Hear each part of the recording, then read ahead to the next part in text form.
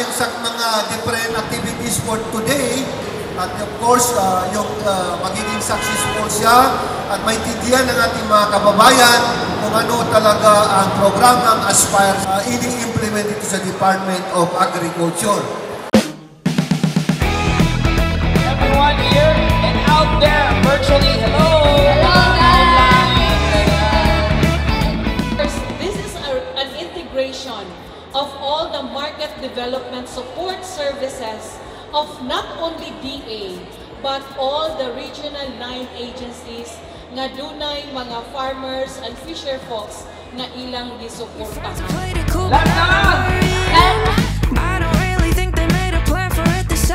With this, atong emphasis along the value chain by providing platforms like Aspires, so we can aspire. Thank you. First, grabe ko na-overwhelm ko kay isa ko, kumbaga dream come true na gyud na naka-appeal ko sa exhibition diri sa Robinson sa Aspire 2024. Kung sa una, isa lang ko sa kaning mamalitay. Karon isa na ko sa naga-display na pod. Talagsaon ra gini siya ng mga opportunity para ma-promote ang amuang product. So, grabbing fun face. Dapat nato na nindot kayang YFC kay nakapokus ang program sa mga kabataan. I just want to thank as well our mga family from DA Amad. Thank you so much for giving us this opportunity to become a group. So.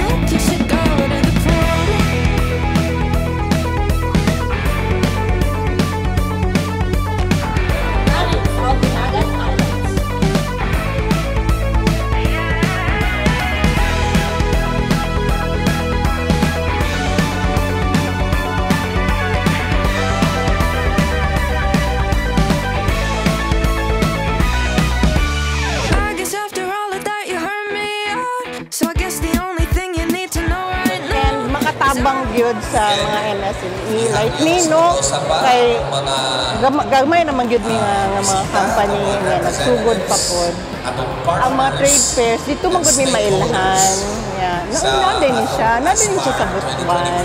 Thankful kayo mi sa DTI, sa DA, sa ubang government agencies nga gyud nila kanang i-boost gyud nila ang kwan sa mga MSMEs.